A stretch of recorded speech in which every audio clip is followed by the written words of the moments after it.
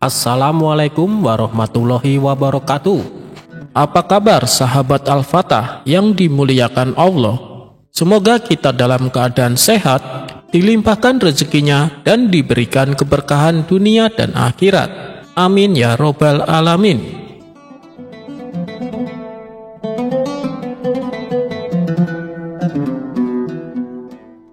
Abu Nawas menyadarkan pengemis.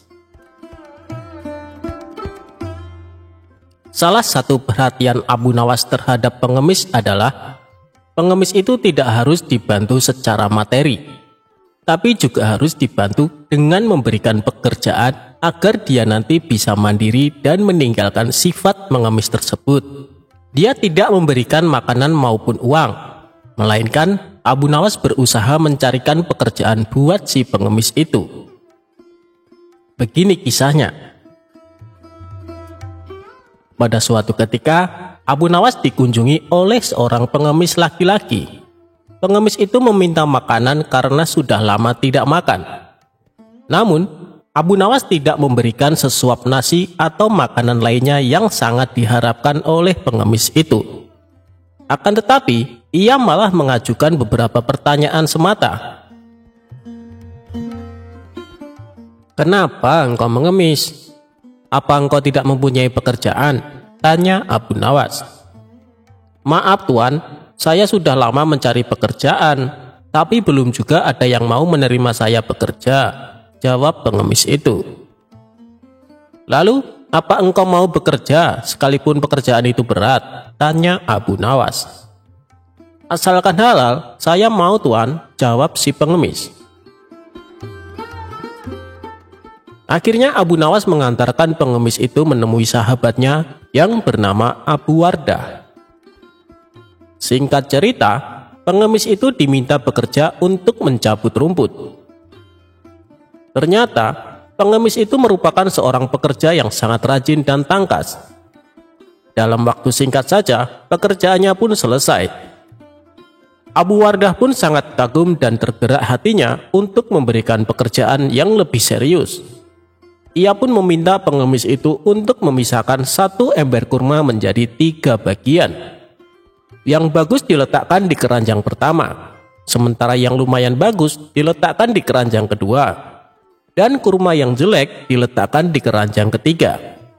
Namun ia lupa tidak memberikan penjelasan kepada pengemis itu tentang perbedaan antara baik dan yang buruk. Pada keesokan harinya, Abu Nawas datang ke rumah Abu Wardah untuk menanyakan kabar dari pengemis itu. Ia pun menjelaskan bahwa pengemis itu sangat rajin dan terampil mencabut rumput di ladang. Sehingga dirinya menyimpulkan bahwa pengemis itu adalah pekerja yang baik. Maka dari itu, Abu Wardah memberikan pekerjaan yang lebih serius kepadanya. "Sekarang dia bekerja apa?" tanya Abu Nawas. "Tadi malam dia saya suruh untuk memisahkan kurma-kurma menjadi 3 bagian. Mari kita ke sana untuk melihatnya. Karena dia orang yang rajin, tentu sudah selesai pekerjaannya itu," kata Abu Wardah. Tak lama kemudian, keduanya pun sangat terkejut ketika melihat pengemis itu tidur pulas dan tidak mengerjakan pekerjaan yang telah diberikan kepadanya. Dengan penuh tanya, Abu Wardah pun membangunkan pengemis itu. "Kenapa engkau tidak menyelesaikan pekerjaan yang sangat mudah itu?" tanya Abu Wardah. "Maaf Tuan, kalau hanya memindahkan kurma, sesungguhnya itu mudah. Yang sulit adalah membuat keputusan mana kurma yang baik, lumayan baik, dan jelek. Karena saya tidak diberitahu sebelumnya," jawab sang pengemis. "Waduh, itu tak terpikirkan olehku," kata Abu Wardah. Abu Nawas pun tersenyum melihat kejadian itu. Ia pun menegur Abu Wardah karena Abu Wardah hanya bisa memberikan tugas saja, tapi tidak mengajarinya dengan baik cara melakukannya.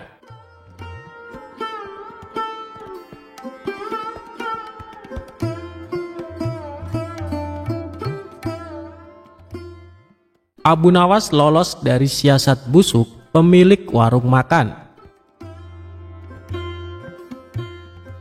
Dikisahkan Abu Nawas sering bepergian keluar kota untuk tujuan berdagang.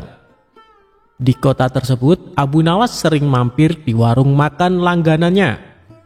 Suatu ketika, Abu Nawas baru saja tiba di kota itu dan seperti biasanya mampir di warung makan langganannya itu.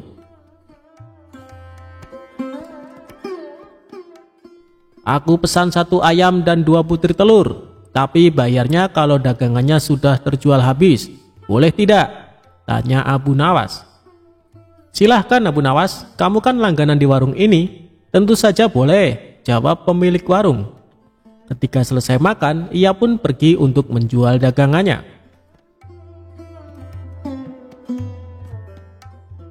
Setelah 3 bulan berlalu, dagangan Abu Nawas pun habis.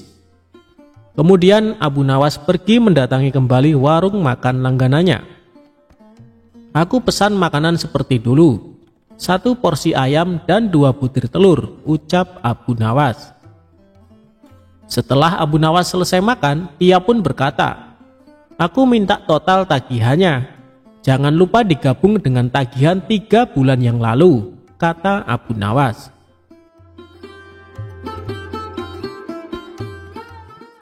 Si pemilik warung menghitung tagihannya dan memberikan secari kertas. "Ini total tagihannya, cukup 200 dirham saja," kata si pemilik warung. "Apa? 200 dirham? Hanya untuk 2 porsi ayam dan 4 butir telur, kamu mau memerasku?" tanya Abu Nawas emosi. "Harga ini sudah cukup murah. Coba kau pikir, ayam yang kau makan sejak 3 bulan lalu, jika setiap harinya dia bertelur, maka akan menghasilkan ayam-ayam yang banyak. Dan jika dijual akan menghasilkan ribuan dirham. Tapi aku hanya menyuruhmu membayar 200 dirham saja," kata si pemilik warung. "Ini tidak adil, hanya akal-akalanmu saja," kata Abu Nawas. Mereka berdebat tanpa hasil dan memutuskan untuk menghadap Tuan Hakim.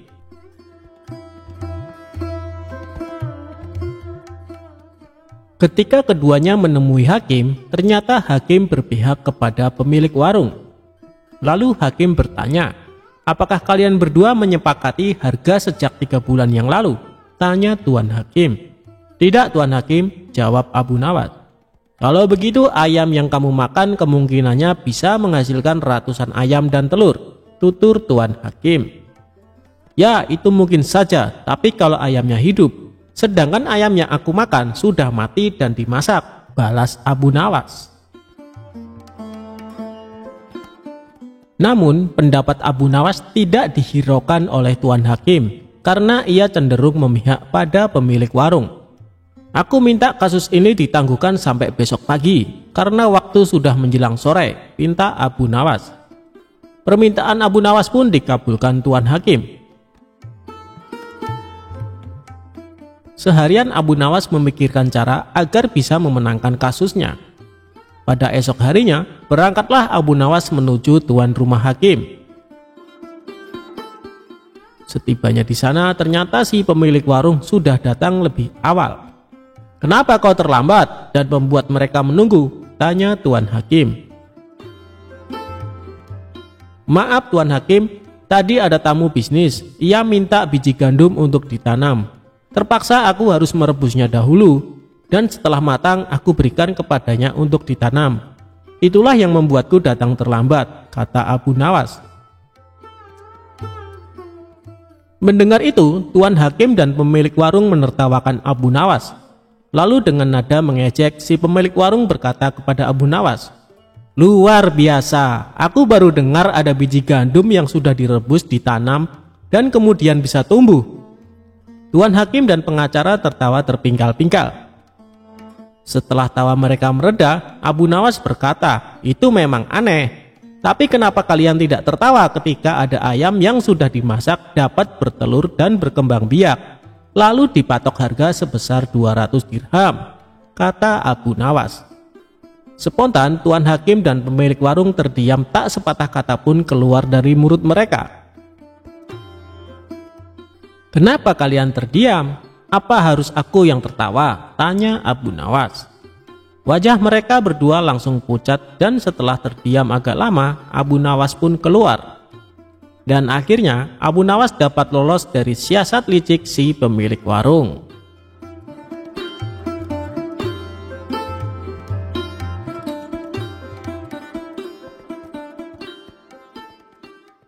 Abu Nawas tertipu setelah jauh-jauh pergi ke India.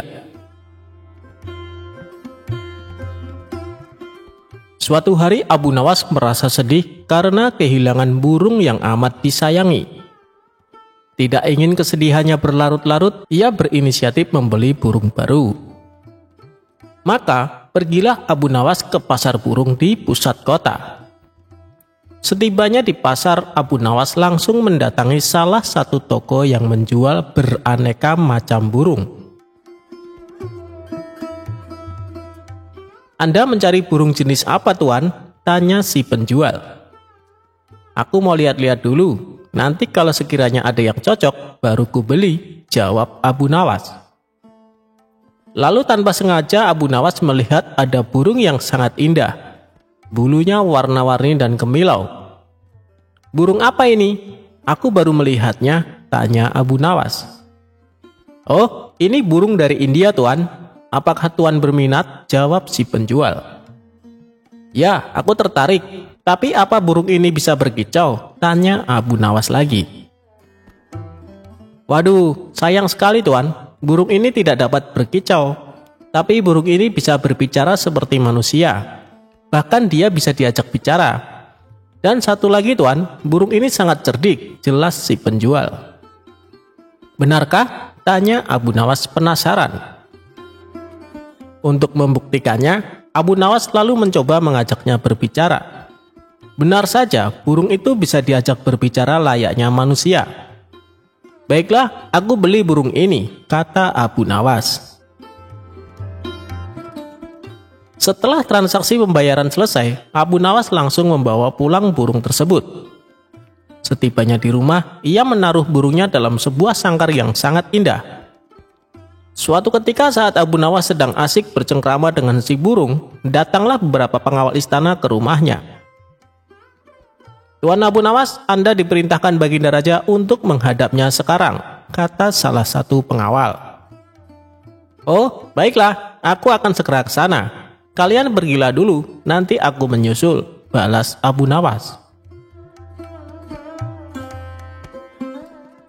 Singkat cerita, Abu Nawas pun datang ke istana menghadap Baginda Raja. Ternyata Baginda Raja akan mengutus Abu Nawas pergi ke negeri India untuk suatu keperluan. Sepulangnya dari istana, Abu Nawas langsung berkemas dan bersiap-siap. Tidak lupa dia juga berpamitan dengan burung barunya itu. "Hei burung, aku tahu kau berasal dari India, dan Baginda Raja akan mengutusku ke negerimu. Apa kau punya permintaan? Barangkali kau kangen dengan makanan India, aku bisa membawakannya untukmu," kata Abu Nawas. "Aku mohon dan aku meminta kepadamu, lepaskan aku dari sangkar ini. Itulah permintaanku," jawab si burung. "Wah, kalau itu permintaannya, aku tidak bisa. Aku tidak mungkin melepaskanmu. Aku membelimu dengan harga mahal. Kau sudah menjadi milikku sekarang," ujar Abu Nawas. "Baiklah kalau kau tidak bisa melepasku. Tapi bila permintaan keduaku ini kau penuhi, aku akan sangat senang," balas si burung. "Apa permintaan keduamu?" tanya Abu Nawas. "Aku minta tolong kepadamu, jika kau telah sampai ke negeri India, pergilah ke sebuah hutan di desa ini. Kabarkanlah kepada saudara-saudaraku bahwa saat ini aku berada dalam sangkar di rumahmu. Melalui kabar ini, aku berharap mereka tidak gelisah mencariku. Itulah permintaan keduaku," tutur si burung. "Memangnya semua burung yang jenisnya sepertimu bisa mengerti bahasa manusia?" tanya Abu Nawas. "Ya, mereka yang jenisnya seperti aku bisa mengerti bahasa manusia dan bisa bicara seperti aku," jawab si burung. "Baiklah, aku akan berusaha memenuhi permintaanmu kali ini," ucap Abu Nawas. Singkat cerita, sampailah Abu Nawas di negeri India. Ia pun langsung melaksanakan tugas dari Baginda Raja. Setelah tugas-tugasnya selesai, barulah Abu Nawas menuju hutan di desa yang dimaksud oleh burungnya.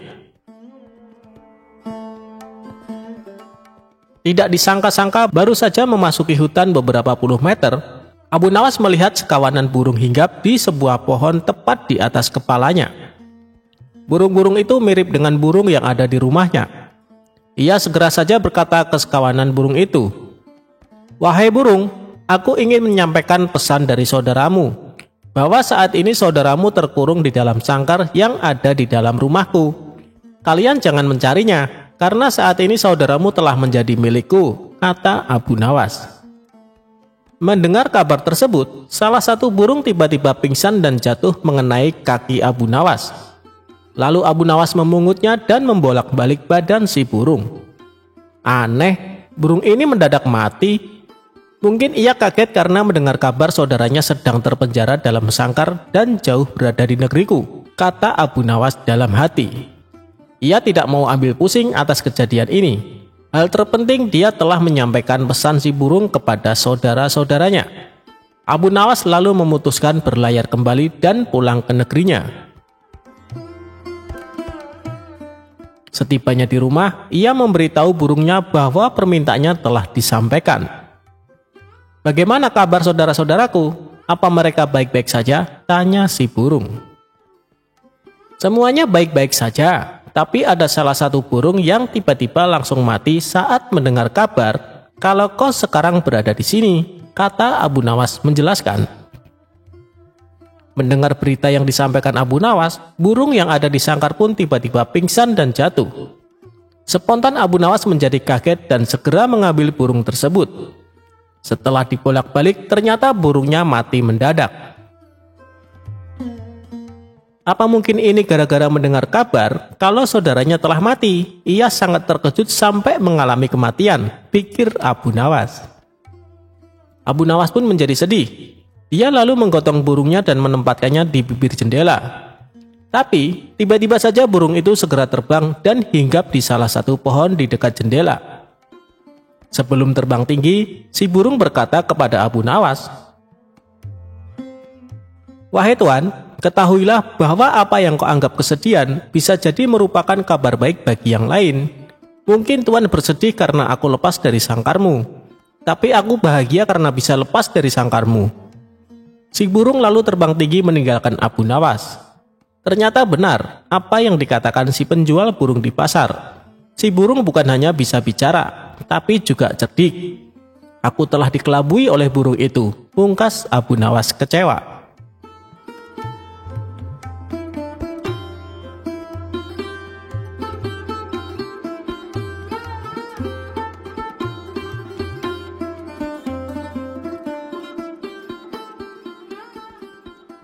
Abu Nawas bisa tahu warna angin.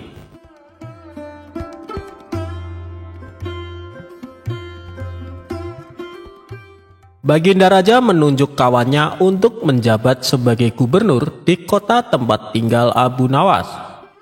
Tapi sayangnya orang yang ditunjuk ini menyalahgunakan jabatannya. Ia sewenang-wenang memerintahkan para prajurit menangkap para sastrawan yang dianggap pintar.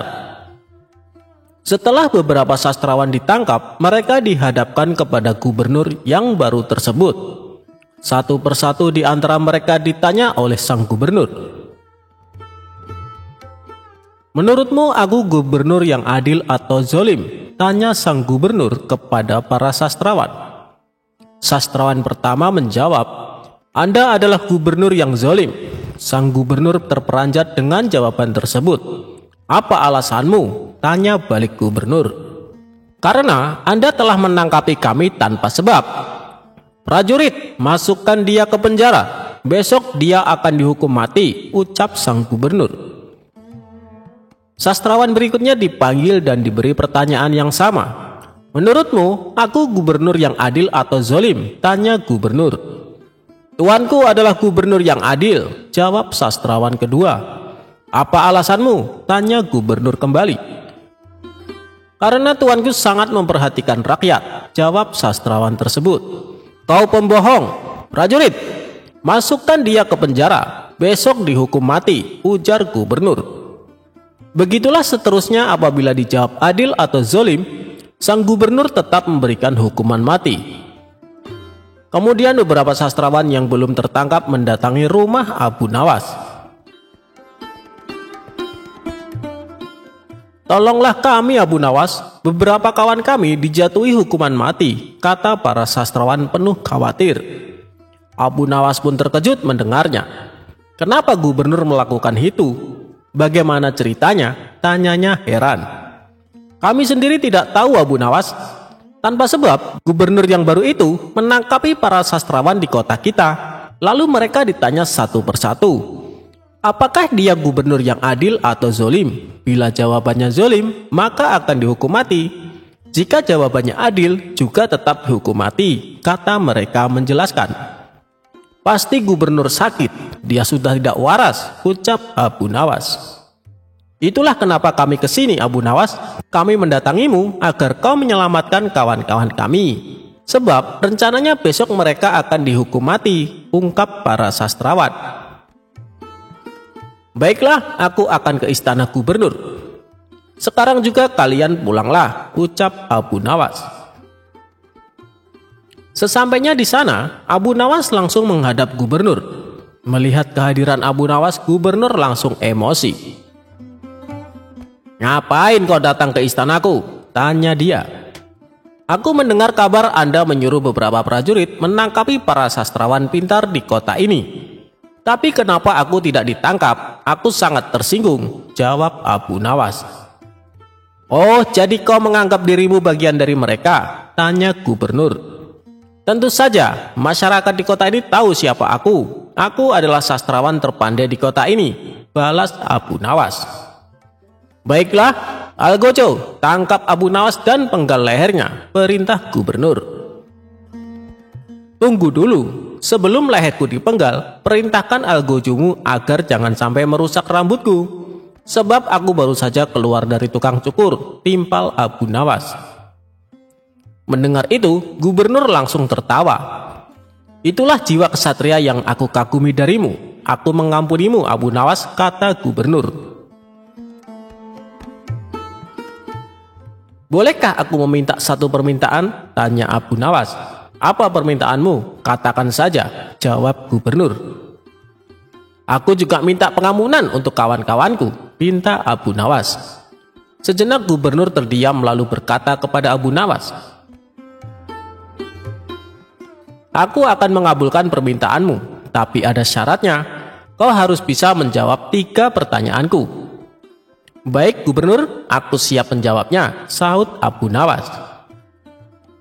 "Menurutmu, aku gubernur yang adil atau zolim?" tanya dia. "Tuan bukan gubernur yang adil, bukan pula gubernur yang zolim. Orang-orang yang zolim itu adalah kita, sedangkan Tuan adalah pedang keadilan yang membalas kezaliman," jawab Abu Nawas. "Luar biasa, jawabanmu sungguh menakjubkan Abu Nawas," ujar sang gubernur. "Sekarang pertanyaan kedua, mana yang lebih bermanfaat, matahari atau bulan?" tanya gubernur. "Matahari terbit di siang hari bersamaan dengan terangnya dunia. Maka menurutku matahari kurang bermanfaat. Sementara bulan terbit di waktu malam yang menerangi dunia dan menjadikannya seperti siang. Maka menurutku manfaat bulan lebih besar," ujar Abu Nawas. Gubernur pun tertawa dengan jawaban Abu Nawas. Memang nyeleneh tapi masuk akal. "Baiklah Abu Nawas, sekarang pertanyaan terakhir. Menurutmu warna angin itu apa?" tanyanya. "Warna angin itu merah," jawab Abu Nawas dengan enteng. "Apa alasanmu?" tanya gubernur lagi. "Kalau kita masuk angin lalu badan dikerok, pasti akan muncul warna merah di badan. Itu menunjukkan kalau anginnya sedang keluar. Berarti warna angin adalah merah," jawab Abu Nawas menerangkan. Untuk kedua kalinya gubernur dibuat tertawa terpingkal-pingkal. "Kamu memang cerdik Abu Nawas. Kau mendapatkan apa yang kau inginkan. Ternyata apa yang dikatakan Baginda Raja tentangmu memang benar," tutur gubernur. Abu Nawas spontan kaget mendengar nama Baginda Raja disebut. "Maksud Tuan bagaimana?" tanya Abu Nawas penasaran.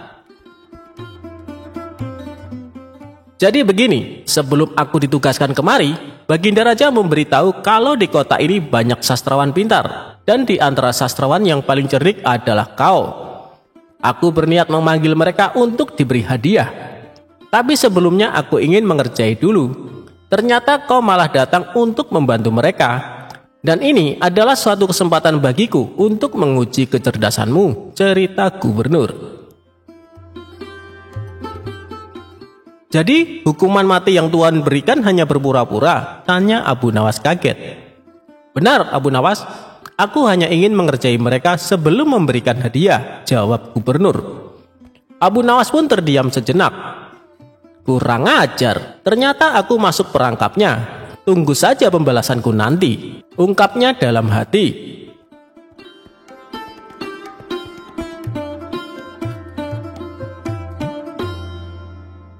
Abu Nawas jualan agama di pasar.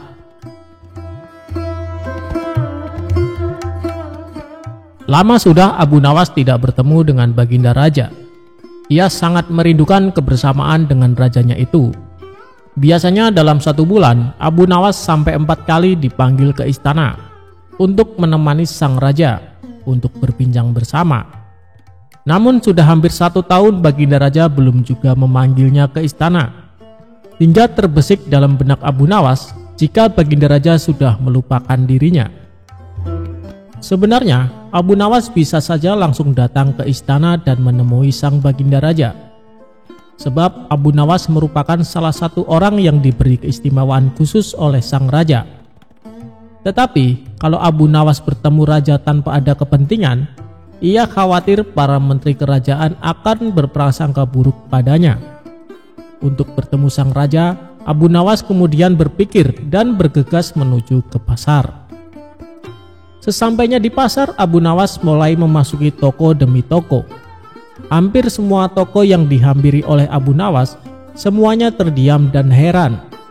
Sebab Abu Nawas hendak menawarkan sesuatu yang menurut orang tidak wajar, yakni agama. Di salah satu toko, Abu Nawas bertanya, "Apakah toko ini menjual agama?" Tentu saja si pemilik toko heran. "Kalau di sini tidak menjual agama, maka saya ingin menjual agama, harganya cukup 1 dinar. Apakah kamu berminat?" ungkap Abu Nawas.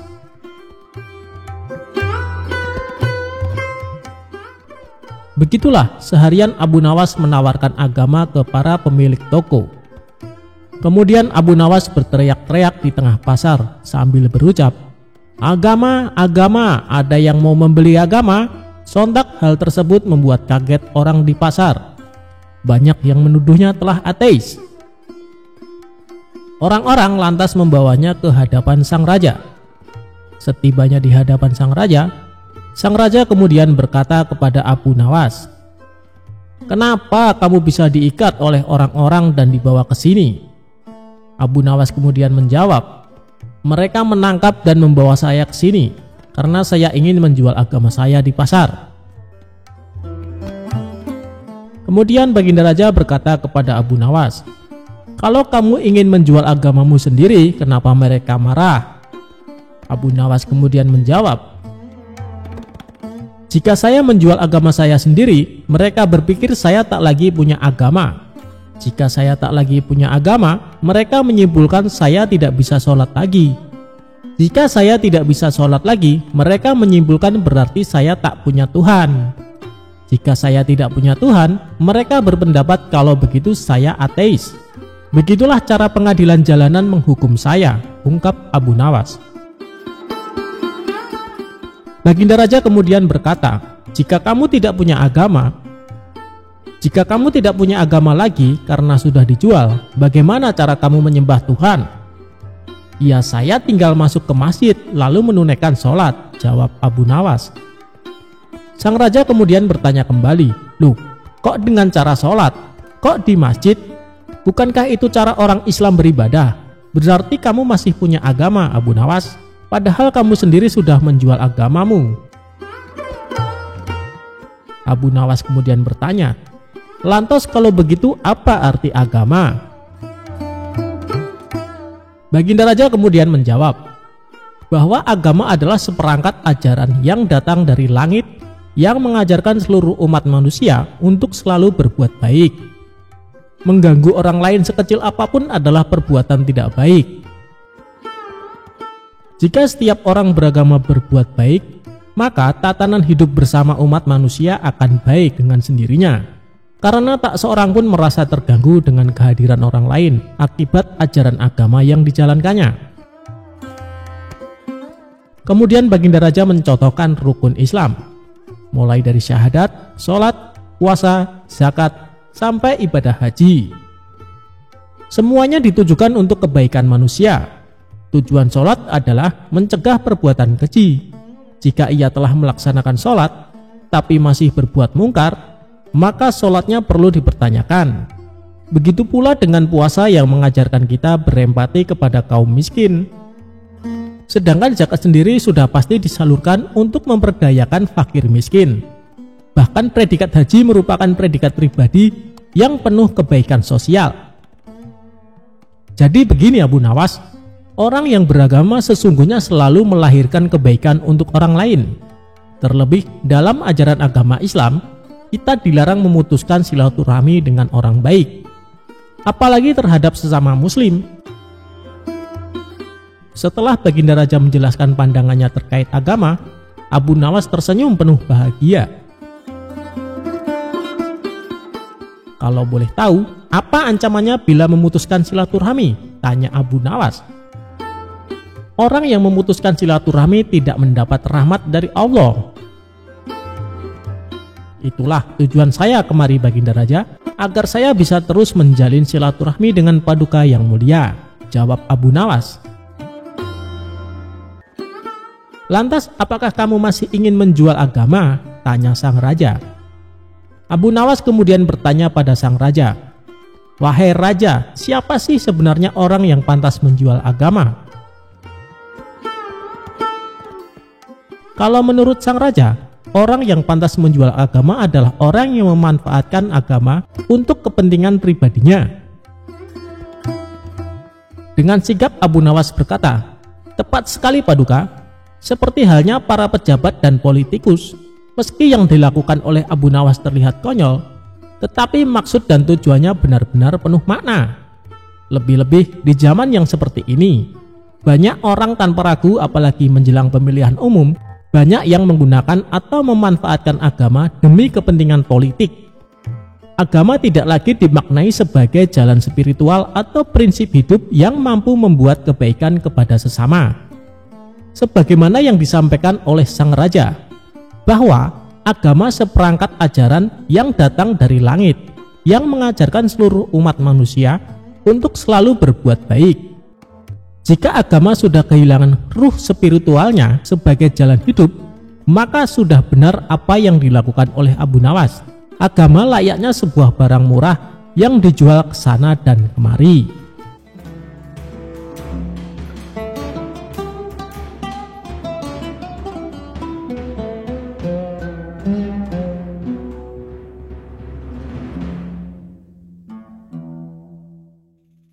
Rumah Abu Nawas konon pernah didatangi Abu Jahil yang terkenal pelit.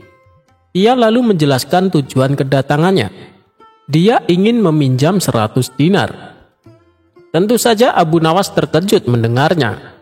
Dari mana saya mendapatkan uang sebanyak itu? Kata Abu Nawas. Ayolah, aku yakin kamu pasti ada.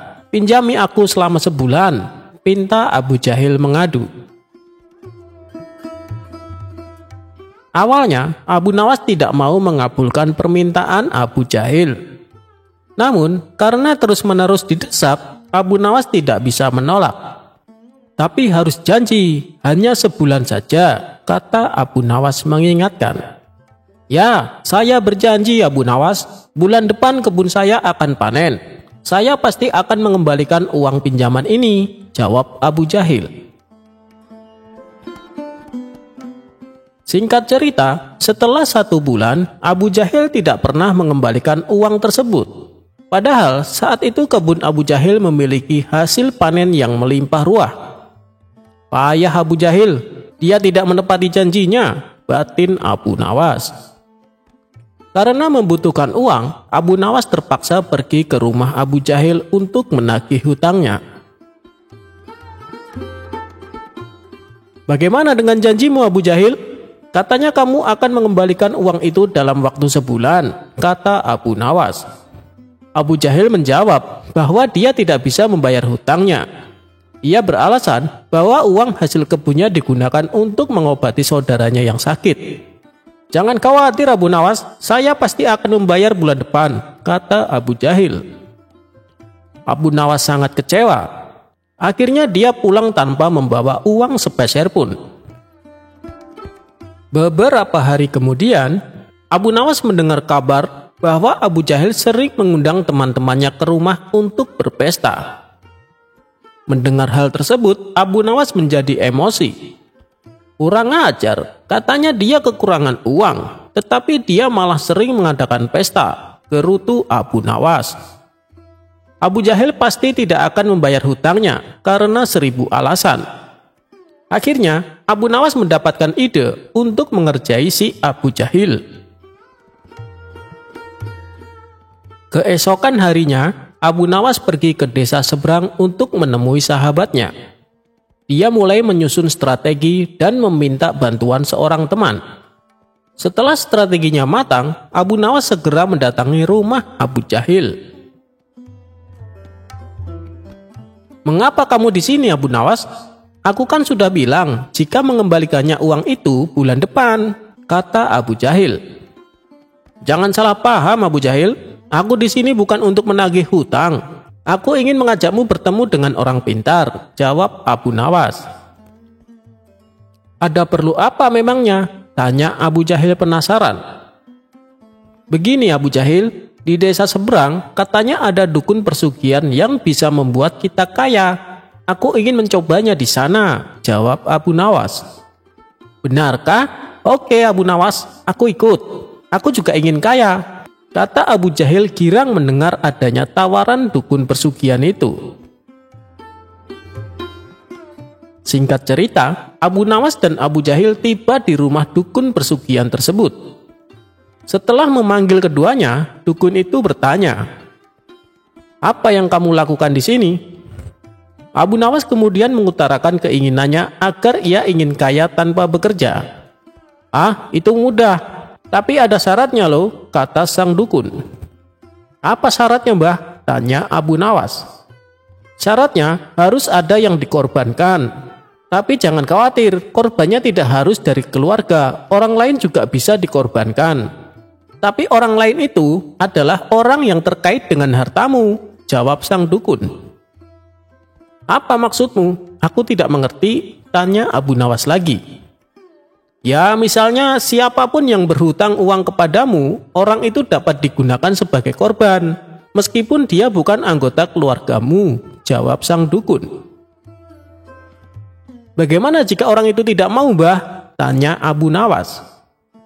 "Kamu tidak perlu minta izin kepada orang tersebut. Nanti ia akan jadi korban tanpa ia sadari dan tiba-tiba mati dengan mengerikan," kata Mbah Dukun menjelaskan. "Aku mengerti Mbah, aku setuju," jawab Abu Nawas sambil memandang Abu Jahil. Abu Jahil yang merasa dikorbankan langsung gemetar. Dukun itu kemudian mengajari Abu Nawas mantra sebagai ritual.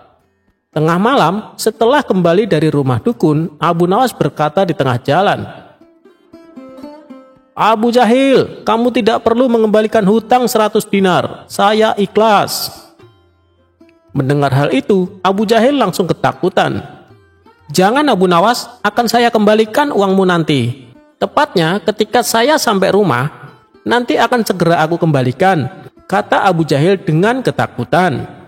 "Bukannya kemarin kamu mengatakan bahwa kamu kehabisan uang?" goda Abu Nawas. "Saya masih punya banyak uang Abu Nawas, aku hanya membohongimu," kata Abu Jahil. Akhirnya Abu Jahil segera mengembalikan uang pinjamannya kepada Abu Nawas di hari itu juga, sejumlah 100 dinar. Setelah diselidiki, terungkap bahwa dukun yang didatangi Abu Nawas dan Abu Jahil adalah sahabat Abu Nawas. Taktik ini sengaja diatur oleh Abu Nawas dan kawannya tersebut agar Abu Jahil segera melunasi utangnya. Cerdas sekali Abu Nawas.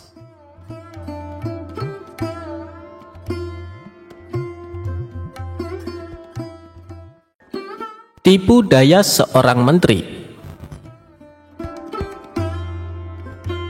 Dengan menggunakan metode pengajaran yang khusus, ternyata Abu Nawas juga bisa menyulap seekor keledai yang dungu menjadi pintar membaca. Meski keledai ini tetap memiliki kekurangan dibandingkan dengan manusia.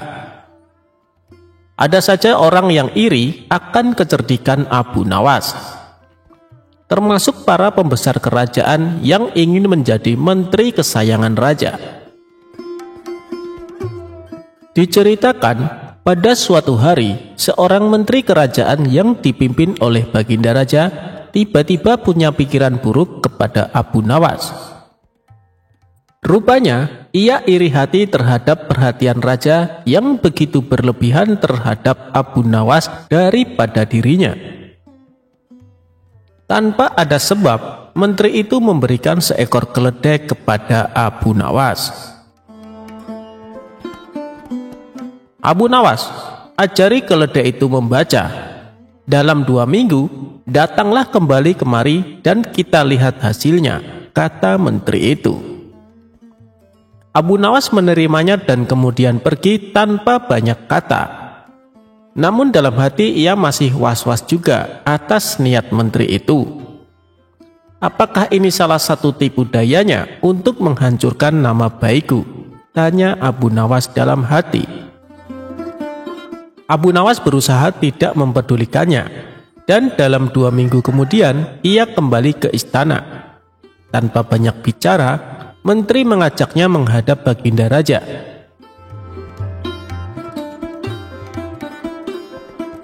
Baginda, akan aku tunjukkan siapa sebenarnya diriku ini, kata menteri itu dengan lantang. Hai menteri, ada apa dengan dirimu? Bentak Baginda Raja. Tenang Baginda, hari ini Baginda akan tahu kecerdasan akal saya sebenarnya mengungguli kecerdasan Abu Nawas, ucap menteri tersebut. Apalagi yang akan dibuat oleh menteri ini, kata Abu Nawas dalam hati.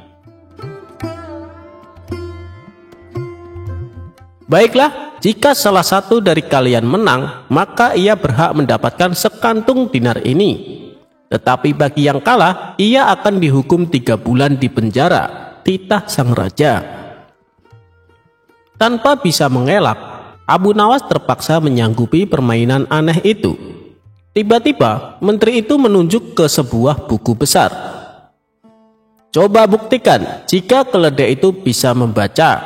Bukankah engkau cerdas dalam segala hal? Kata menteri kepada Abu Nawas. Abu Nawas lalu menggiring keledainya ke buku itu dan membuka sampulnya. Si keledai menatap buku itu dan tak lama kemudian mulai membalik halamannya dengan lidahnya. Terus-menerus dibaliknya setiap halaman sampai halaman terakhir.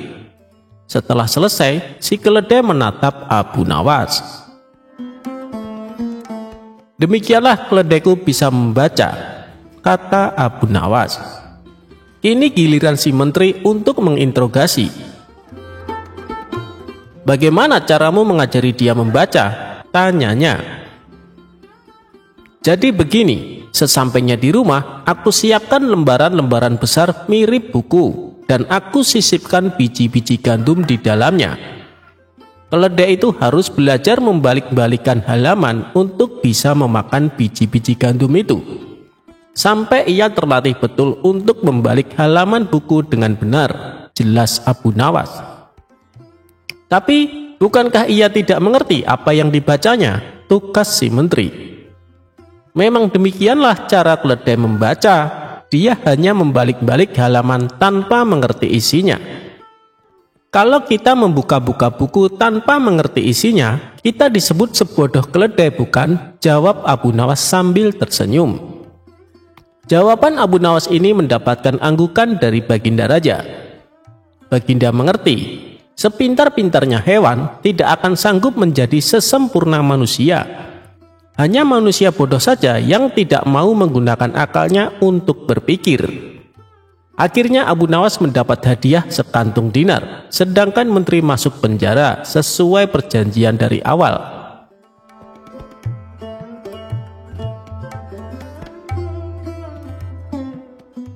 Prajurit sombong kena batunya.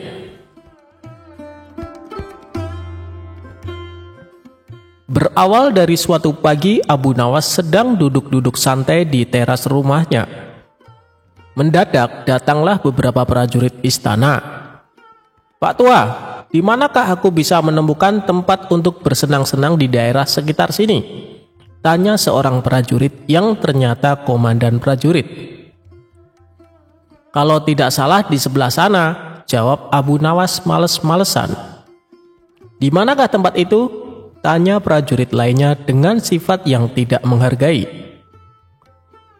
"Pergilah ke arah sana lurus tanpa belok-belok, maka kalian akan menjumpai tempat untuk bersenang-senang," jawab Abu Nawas.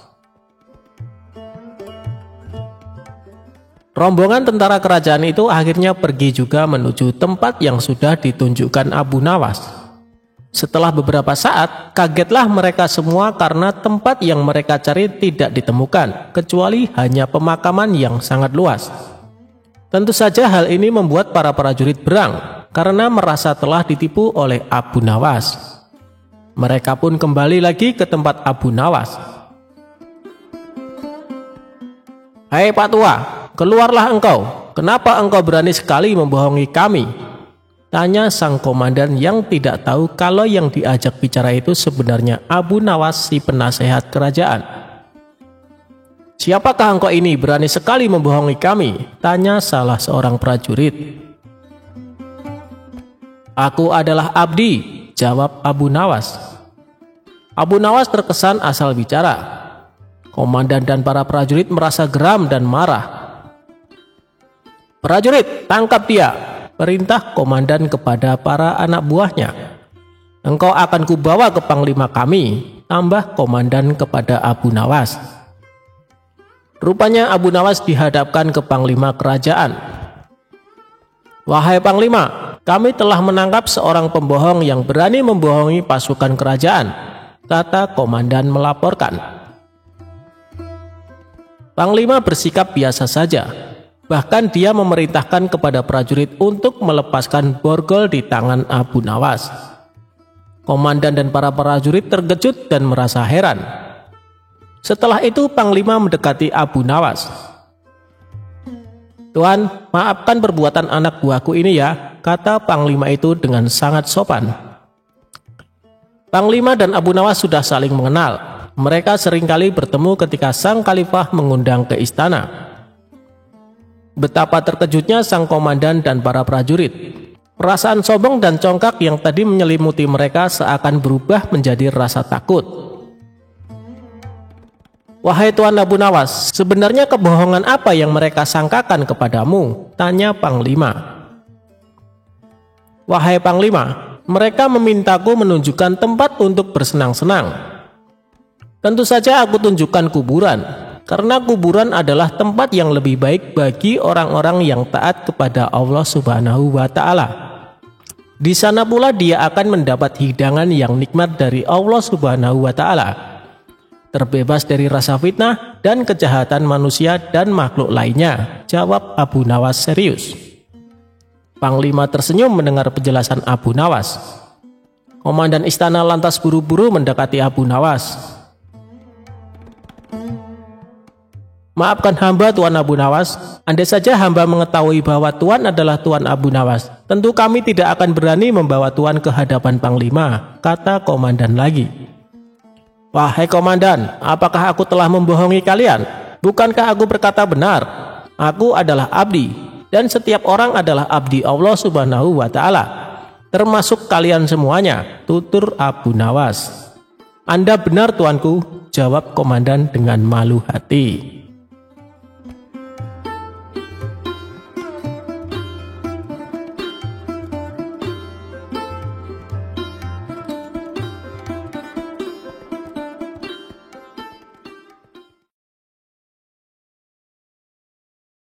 Abu Nawas dan buah anggur. Pada suatu hari, hakim di istana telah wafat karena suatu penyakit. Raja menyuruh orang yang dikenalnya menjadi hakim baru di istana. Semua orang mengira hakim tersebut akan kejam dan bengis kepada para rakyat. Tak lama kemudian, hakim baru datang ke istana. Beberapa rakyat yang melihat hal tersebut pun datang ke istana dengan membawakan buah sebagai tanda selamat. Hakim bertanya kepada seluruh rakyat yang datang, "Di mana Abu Nawas?" "Kami tidak tahu, Tuan Hakim," jawab salah satu rakyat. Kemudian, setelah selesai dari istana, beberapa orang memberitahu Abu Nawas mengenai hakim baru. Setelah mengetahui hal tersebut, Abu Nawas pergi ke istana dengan membawa buah-buahan di atas nampan. Sayangnya, ketika di jalan semua buahnya jatuh menggelinding. Abu Nawas berusaha mengambil semua buah-buahannya. Karena cukup kesal dan lelah, Abu Nawas memakan semua buah-buahan hingga tersisa 1 butir buah. 1 butir buah tersebut dibawanya ke istana. Dan hakim baru yang melihat Abu Nawas menyambutnya dengan hangat. Kemudian Abu Nawas mempersembahkan 1 butir buah yang dia bawa. Dengan hal itu, ternyata hakim malah senang. "Meskipun hadiahmu sederhana, kamu berhak menerima hadiah yang besar dariku," ucap hakim. Hakim kemudian meminta prajurit untuk memberikan 1 kantong uang yang banyak. Abu Nawas senang dengan pemberian hakim baru. Kemudian dia kembali pulang ke rumah. Sesampainya di rumah, Abu Nawas menceritakan semuanya kepada istrinya. Setelah diberitahu, istrinya menyarankan Abu Nawas untuk memberikan buah yang lebih banyak lagi kepada hakim agar mendapatkan uang yang banyak. Keesokan harinya, Abu Nawas membawa buah nanas di keranjang yang telah dia persiapkan. Saat di jalan, Abu Nawas bertemu dengan temannya. "Kamu mau kemana, Abu Nawas?" tanya temannya. "Aku mau ke istana bertemu dengan Tuan Hakim," jawab Abu Nawas. "Apakah nanas yang kau bawa itu untuk Tuan Hakim?" tanya temannya. "Ya, tentu," kata Abu Nawas. Teman Abu Nawas menyarankan dia untuk memberikan buah anggur saja agar lebih pantas diterima oleh hakim baru. Abu Nawas setuju dengan saran temannya. Kemudian dia pergi ke pasar untuk membeli anggur terbaik di sana. Akhirnya sampailah Abu Nawas ke istana dan hakim baru menyambutnya dengan hangat. Setelah mengetahui buah yang dibawa Abu Nawas, hakim sangatlah marah. "Kamu tahu kan saya paling benci dengan buah anggur," ucapnya penuh dengan emosi. Kemudian hakim meminta prajurit untuk melempari buah anggur ke Abu Nawas. Ketika dilempari buah anggur, Abu Nawas malah berkata, "Alhamdulillah." Mendengar ucapan Abu Nawas berkali-kali, hakim merasa heran. Kemudian dia bertanya kepada Abu Nawas, "Abu Nawas, kenapa kamu terus mengucapkan Alhamdulillah ketika dilempari buah anggur?" tanya hakim. "Begini Tuan Hakim, awalnya aku ingin membawa 1 keranjang buah nanas untuk Tuan Hakim. Untungnya ada temanku yang menyarankan untuk membawa buah anggur saja. Bayangin coba kalau buah nanas yang dilemparkan bisa benjol kepala saya," jawab Abu Nawas cengengesan. Mendengar jawaban Abu Nawas, hakim terpingkal-pingkal mendengarnya. Kemudian dia diperbolehkan kembali pulang ke rumah.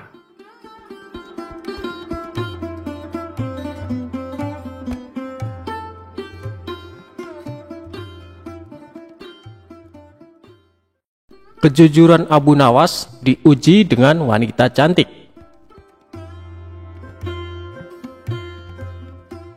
Suatu hari, Abu Nawas pergi ke hutan untuk mencari kayu.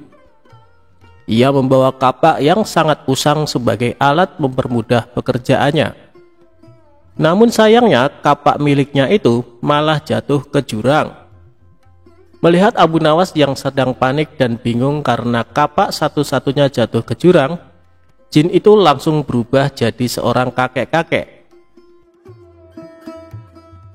Jin yang menjelma jadi kakek-kakek itu langsung menanyakan apa yang sedang terjadi. Lalu Abu Nawas mengatakan kalau kapak miliknya jatuh ke jurang dan kesulitan mengambilnya.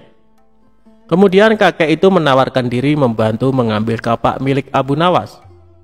Namun kapak yang diambil sang kakek dari dalam jurang terlihat berbeda, berlapis emas dan sangat mewah.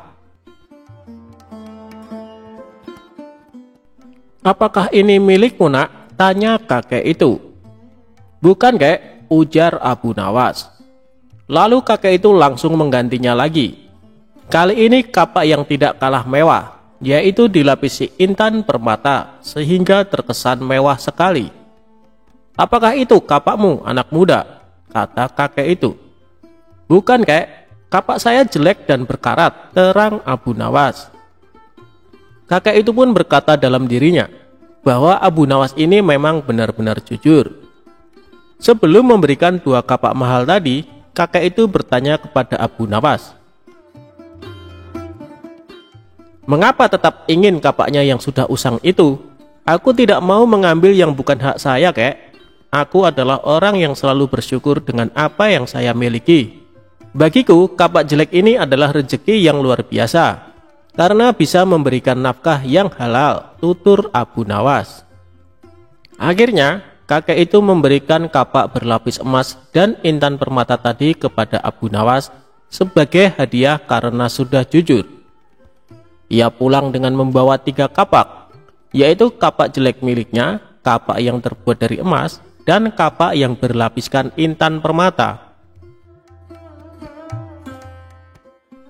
Tidak sampai di situ, jin tadi masih ingin menguji kejujuran Abu Nawas. Godaan yang diberikan melalui harta tidak berhasil. Akhirnya jin yang menjelma jadi seorang kakek tersebut akan mengujinya dengan wanita. Kakek itu kemudian menculik istri Abu Nawas, kemudian menyembunyikannya ke alam jin. Setelah pulang dari hutan, Abu Nawas langsung mencari istrinya. Ke semua sudut ruangan ia cari, namun istrinya menghilang secara misterius. Lalu kakek itu datang kepada Abu Nawas dan bertanya apa yang sedang dia cari dan menawarkan diri untuk membantunya.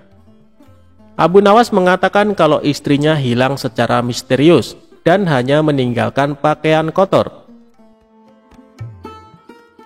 "Tenang, aku akan membantumu dan pasti menemukan istrimu," ujar sang kakek.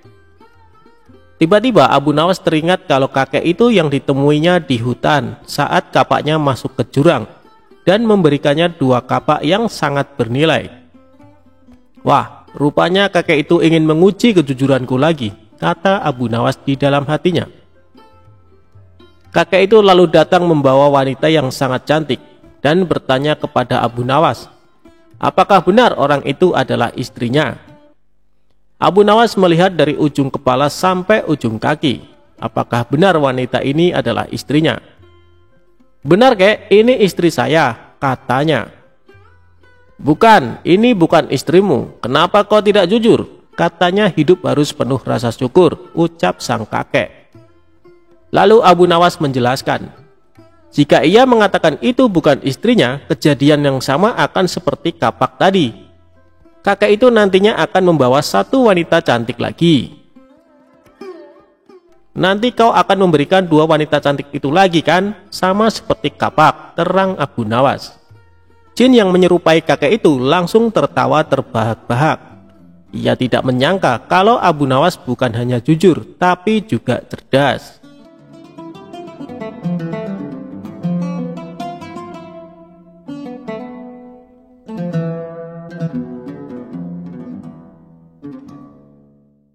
Abu Nawas mengambil mahkota dari surga. Dikisahkan, pada suatu hari Baginda Raja menyamar menjadi rakyat biasa. Beliau ingin menyaksikan kehidupan di luar istana tanpa sepengetahuan siapapun agar lebih leluasa bergerak. Baginda mulai keluar istana dengan pakaian yang amat sederhana agar tidak terlihat seperti seorang raja oleh rakyatnya. Ketika raja sampai di sebuah perkampungan, beliau melihat beberapa orang berkumpul. Setelah Baginda mendekat, ternyata seorang ulama sedang menyampaikan kuliah tentang alam barzah. Kemudian ada pertanyaan dari seseorang yang datang dan bergabung di tempat itu. Ia bertanya kepada ulama tersebut, "Kami menyaksikan orang kafir pada suatu waktu dan mengintip kuburnya. Tetapi kami tidak mendengar mereka berteriak dan tidak pula melihat penyiksaan-penyiksaan yang katanya sedang dialaminya. Maka bagaimana cara membenarkan sesuatu yang tidak sesuai dengan yang dilihat mata?" tanya orang itu. Ulama itu berpikir sejenak, kemudian ia berkata, "Untuk mengetahui yang demikian itu, harus dengan panca indera yang lain. Ingatkah kamu dengan orang yang sedang tidur? Dia kadangkala bermimpi dalam tidurnya digigit ular, diganggu dan sebagainya.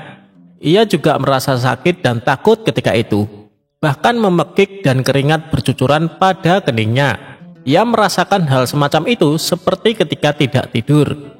Sedangkan engkau yang duduk di dekatnya menyaksikan keadaannya seolah-olah tidak terjadi apa-apa. Padahal apa yang dilihat serta dialaminya adalah dikelilingi ular-ular.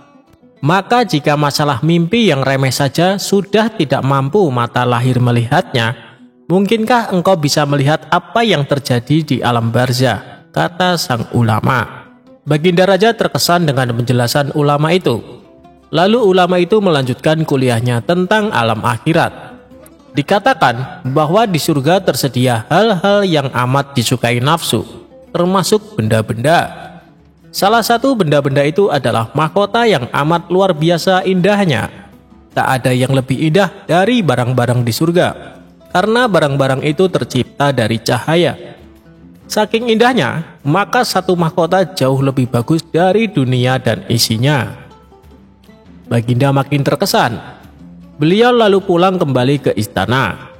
Baginda sudah tidak sabar ingin menguji kemampuan Abu Nawas. Baginda Raja memerintahkan menterinya untuk memanggil Abu Nawas ke hadapannya. Singkat cerita, Abu Nawas pun menghadap Baginda Raja. "Aku menginginkan engkau sekarang juga berangkat ke surga. Kemudian bawakan aku sebuah mahkota surga yang katanya tercipta dari cahaya itu. Apakah engkau sanggup, Abu Nawas?" tanya Baginda Raja. "Sanggup, Paduka yang mulia," kata Abu Nawas langsung menyanggupi apa yang mustahil dilaksanakan olehnya itu. "Tetapi Baginda harus menyanggupi pula satu syarat yang akan hamba ajukan," kata Abu Nawas dengan percaya diri. "Sebutkan syarat itu," kata Baginda Raja. "Hamba mohon Baginda menyediakan pintunya agar hamba bisa memasukinya," kata Abu Nawas. "Pintu apa?" tanya Baginda belum mengerti. "Pintu alam akhirat," jawab Abu Nawas. "Apa itu?" tanya Baginda ingin tahu. "Kiamat, wahai Paduka yang mulia. Masing-masing alam mempunyai pintu. Pintu alam dunia adalah liang peranakan ibu. Pintu alam barzah adalah kematian. Dan pintu alam akhirat adalah kiamat," jelas Abu Nawas kepada Baginda Raja. "Surga berada di alam akhirat. Bila Baginda masih tetap menghendaki hamba mengambil sebuah mahkota di surga, maka dunia harus kiamat terlebih dahulu," lanjut Abu Nawas. Mendengar penjelasan Abu Nawas, Baginda Raja terdiam. Di sela-sela kebingungan Baginda Raja, Abu Nawas bertanya lagi kepada Baginda Raja. "Masihkah Baginda menginginkan mahkota dari surga?" tanya Abu Nawas. Baginda Raja tidak menjawab, beliau diam 1000 bahasa. Sejenak kemudian, Abu Nawas mohon diri karena Abu Nawas sudah tahu jawabannya.